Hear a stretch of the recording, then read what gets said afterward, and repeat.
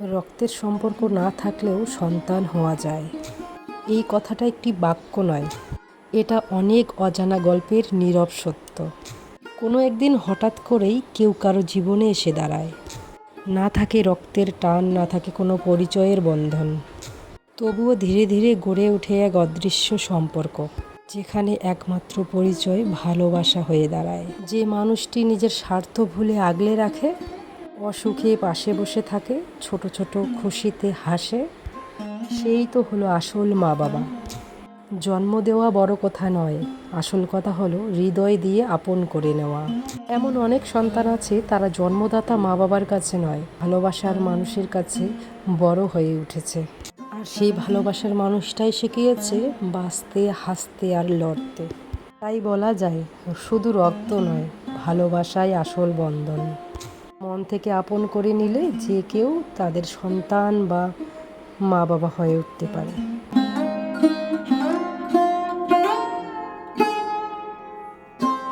জয় শ্রীকৃষ্ণ, রাধে রাধে, শুভ সকাল বন্ধুরা। কেমন আছো তোমরা সবাই? আশা করছি সবাই ভালো আছো, সুস্থ আছো। আমরাও আছি মোটামুটি ভালোই। ভিডিও দেখে হয়তো এতক্ষণে বুঝে গেছো আমি বাড়িতে নেই, আমি মা বাবার কাছে এসেছি। তবে প্রথমে যে কথাগুলো বললাম সেগুলো কিন্তু একদমই বাস্তব, আমার সাথে যা হয়েছে।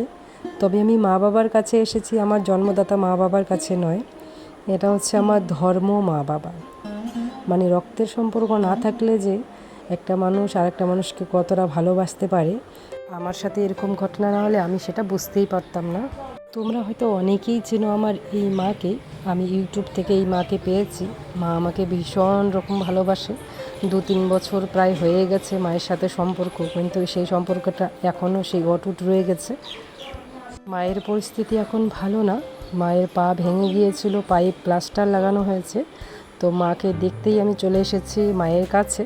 প্রায় 1 মাস পার হয়ে গিয়েছে, মায়ের পা ভেঙেছে, প্লাস্টার লাগানো হয়েছে। মা এই কষ্ট করে করে কিন্তু এতদিন কাজগুলো করেছে। মা এখনও পর্যন্ত ঠিকমতো হাঁটতে পারে না। তো এসেছি মাকে একটু যদি হেল্প করা যায়। আর আমার বাড়ির পরিস্থিতি তো ভালো না, আমার শাশুড়ি মাও শরীর ভালো না, অসুস্থ। তাই এতদিন আসতে পারিনি, প্রায় 1 মাস পার হয়ে গেল। তো এখন মনটা ভালো লাগছিল না, যে না এতদিন হয়ে গেল মাকে এখনও গিয়ে দেখতে পারলাম না, একটু কিছু হেল্প করতে পারলাম না মেয়ে হিসাবে।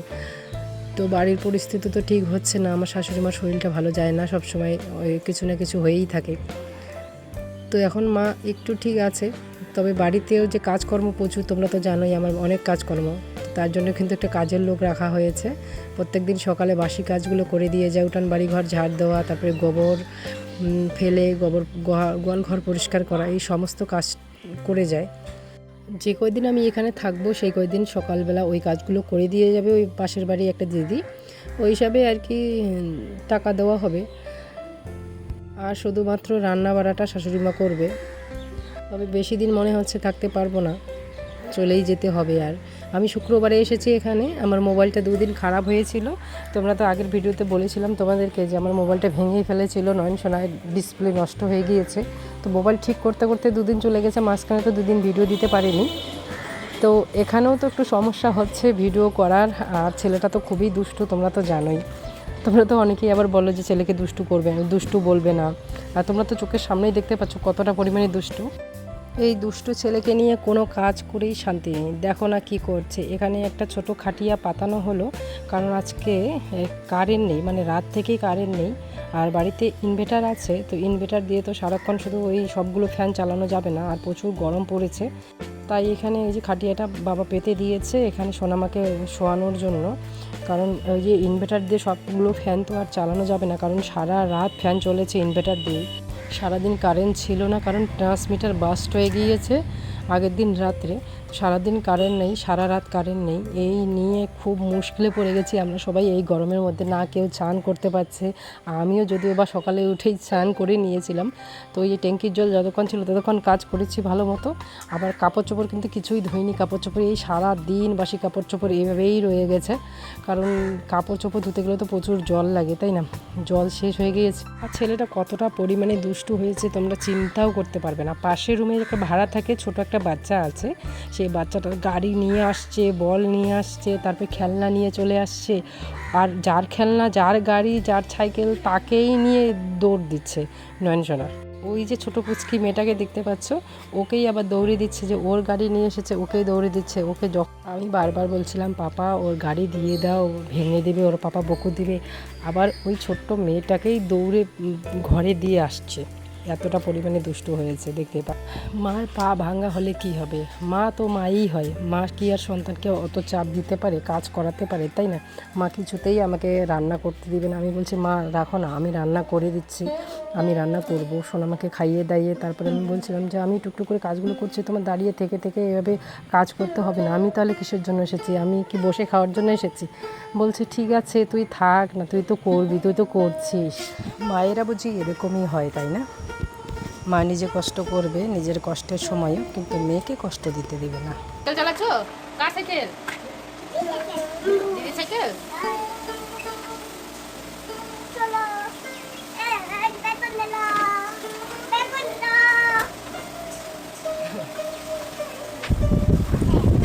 ইউটিউবে এসে আমি অনেক ভালোবাসার মানুষ পেয়েছি, মা পেয়েছি, দিদিভাই পেয়েছি, অনেক বোন পেয়েছি। তোমাদের সাথে এত সুন্দর সুন্দর যে মধুর সম্পর্ক গড়ে উঠবে আমার এই ইউটিউব প্ল্যাটফর্মে কাজ করার পর, সেটা আমি কখনোই ভাবতেই পারিনি। অনেক ভালোবাসার মানুষ আছে, অনেক দিদিভাই আছে, অনেক দূরে দূরে থাকে। যদি আমার আশেপাশে কেউ থাকতো তাহলে অবশ্যই তোমাদের সাথে এইভাবে দেখা হতো, তোমাদের বাড়ি আমি যেতাম, আমাদের বাড়ি তোমরা আসতে, কতই না মজা হতো বলো। তো দেখো মা কিন্তু ভাঙা পা নিয়ে রান্নাবান্না শুরু করে দিয়েছে, রান্না করছে এখানে ফুলকপির তরকারি, শুধু ফুলকপির তরকারি। বাবা যেহেতু ডায়াবেটিসের পেশেন্ট, বাবা কিন্তু একদম ভাত কার্বোহাইড্রেট জিনিস খায় না, রুটি খায়। আর হচ্ছে রুটিটাও সেটা অন্য ধরনের আটা, কিটো আটা, মানে গমের আটা খায় না।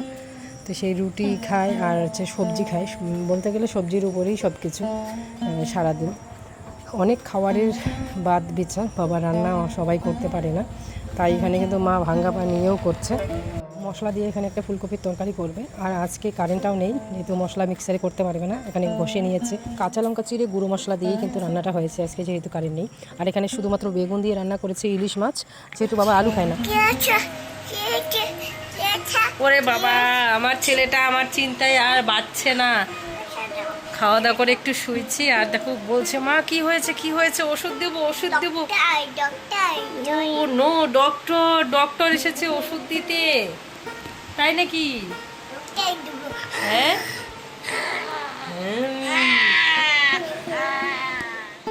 মা আর আমার জন্য কচু আর আলু দিয়ে রান্না করছি ইলিশ মাছ।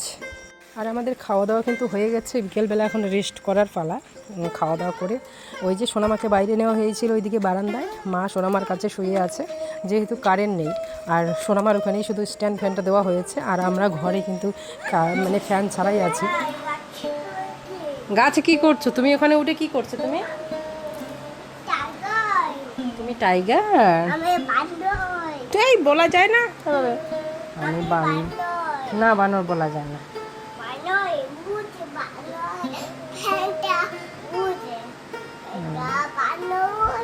তুমি কি ডক্টর?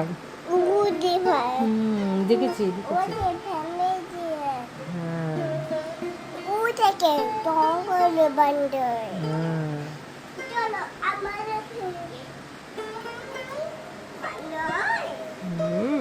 যে কাজগুলো আমি সকালবেলাই করি, মানে ঘুম থেকে উঠেই বাসি কাজ সেরে স্নানের আগে যে কাজগুলো আমি সকালবেলাই করি, ধোয়া কাচা যত কিছু আছে, সেই কাজগুলো এখন আমি করছি প্রায় 4টের পর। কারণ ওই কারেন্ট আসলো এইমাত্র কারেন্ট ঠিক করে গেল। নতুন ট্রান্সমিটার লাগানোর পর কারেন্ট এসেছে বাড়িতে, জল তোলা হলো মোটর দিয়ে ট্যাঙ্কিতে। তো সেই ট্যাঙ্কির জল দিয়ে এখন ধোয়া কাচা হচ্ছে। এই ধোয়া কাচা করতে করতে অনেকটাই সময় লাগলো, কারণ এই যে কারেন্ট ছাড়া জল ছাড়া কী করে এতগুলো কাপড় চোপড় ধুবো, তাই না? সোনামার হিসুপরের কাপড় চোপড় সব কিছুই রয়ে গিয়েছিল। আর প্রতিদিন এখানে বেড কভার ধুতে হচ্ছে, কারণ নয়ন সোনা এই যে বাইরে ছোটাছুটি করছে, ওই হাত পায়ে আবার বিছানার উপরে দৌড়াদৌড়ি লাফালাফি করতে থাকে, তাই প্রত্যেক দিন সন্ধ্যাবেলা করে বেড কভারগুলো চেঞ্জ করি। আর মায়ের যে জামা কাপড়, যেগুলো পরার জামা কাপড়, সেগুলোও কাচতে হয়, কারণ মা তো সব এখন করতে পারে না। তাই আর কি সমস্ত ধোয়া কাচাগুলো আমি করে দিচ্ছিলাম এখানে। আর এই যে কাজ করার সাথে সাথে ব্যাগরা দেওয়ার মাস্টার তো রয়েছে আমার নয়ন সোনা, প্রত্যেকটা কাজের সাথে ওর একটু এসে না করলেই হয়ই না। তোমরা তো জানোই, দেখো এই যে বাড়িতে কীরকম অবস্থা করে। আমি যখন গোবর ফেলি তখন ওই যে মোটর নিয়ে দৌড়াদৌড়ি করবে, মোটর দিয়ে স্প্রেড করে আমাকে ভিজিয়ে দেবে, মানে এগুলোই হচ্ছে ওর কাজ। তোমরা যারা যারা এই পর্যন্ত ভিডিওটা দেখেছো, যদি আমার ভিডিওটা ভালো লেগে থাকে তাহলে অবশ্যই একটা লাইক, কমেন্ট, শেয়ার, সাবস্ক্রাইব করে পাশে থেকো। আর ভিডিওটা কেমন লাগলো অবশ্যই একটা কমেন্ট করে জানিও। আমার আগের একটা ভিডিওতে অন্বেষা মজুমদার দিদিভাই খুব সুন্দর একটা কমেন্ট করেছিল। দিদিভাই বলেছিল তোমার কষ্টটা ফিল করতে পারছি, নয়নসোনা এখন ছোট তাই দুষ্টু করছে। আমারও এই দিন গিয়েছিল। দিদিভাই দুটো ছেলে এখন অনেক বড় হয়ে গিয়েছে, তবে নয়নসোনা বড় হওয়ার পর আস্তে আস্তে আমার এই কষ্টগুলো মুছে যাবে। আরও অনেক বড় কমেন্ট করেছিল দিদিভাই। তো দিদিভাই এত সুন্দর সুন্দর কমেন্ট করার জন্য অন্তর থেকে অনেক অনেক ভালোবাসা।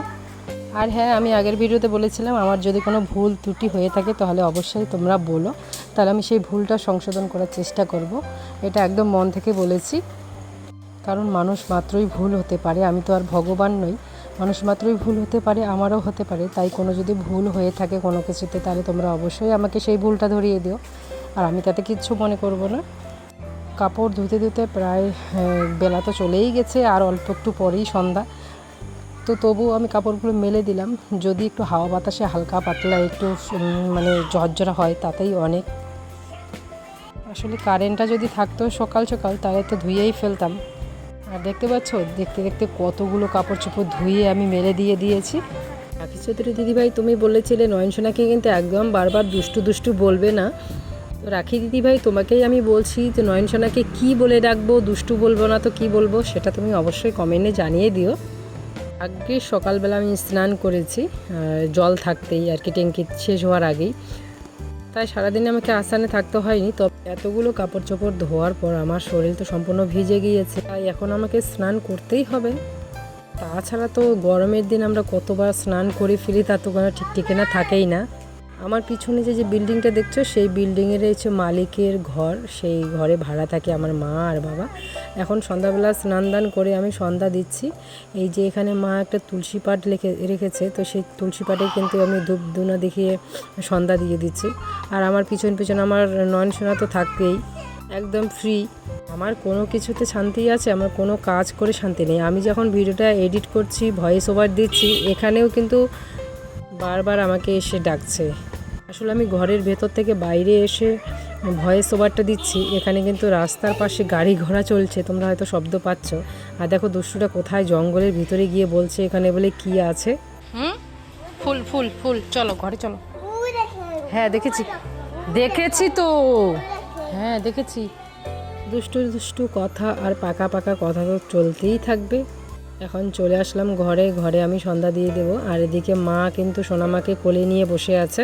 সোনামা তো আমার লক্ষ্মী সোনামা। সুস্মিতা দিদিভাই প্রত্যেক দিন সোনামাকে দেখাতে বলেছে, তো সুস্মিতা দিদিভাই তুমি দেখে নাও সোনামাকে। ছাড়ো এটা ছাড়ো। কাজ করছো? কি কাজ করছো? এটা কাজ করা বলছে, দাদু তো বকু দিবে। ছাড়া ছাড়ো ছাড়ো, এটা ছিড়বে না। দিদন ডাকে।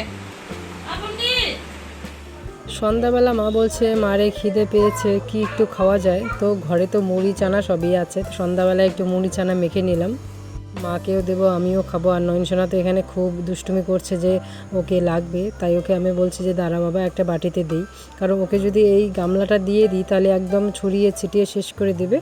বাটিতে দিলাম, দেখো ওর পছন্দই হলো না, মানে ওকে বড় গামলাটাই লাগবে। আর ওখানে যে ঝাল ঝাল চানাগুলো রয়েছে সেগুলোই ওর খেতে খুব ভালো লাগে, ওগুলো খায় আর বলে কি কি টক সেই টক এরকম করে বলে। আর নাকি খুব ইয়ামি হাত দিয়ে এক্সপ্রেশন দিয়ে বলে। আর মুড়ি চানার উপর আমি একটু কালো জিরে সর্ষের তেল দিয়ে নিয়েছি। এই কালো জিরে খেতে কিন্তু আমার খুবই ভালো লাগে। যখন এক গাল করে মুড়ি দেবো আর মুখে একটা করে কামড় পড়বে, কালো জিরের গন্ধ আসবে, তখন কিন্তু আমার খুব ভালো লাগে। আর দেখে ফ্রিজ থেকে একটা জল বের করে নিলাম, একটু ঠান্ডা ঠান্ডা জল, এই গরমের মধ্যে খুবই ভালো লাগবে। তার সাথে একটা কেক, এই কেকটা বাবা এনেছিল খাওয়ার জন্য, তো সেটাই কিন্তু নয়নসোনাকে দিলাম, আবার আমরাও খাবো। আজকের ভিডিওটা কিন্তু অনেকটাই বড় হয়ে গিয়েছে। তোমরা কারা কারা ভিডিওটা দেখে ভালো লাগলো অবশ্যই একটু কমেন্ট করে জানিও। আজকের ভিডিওটা বেশি আর বড় করব না, এই পর্যন্তই রাখবো।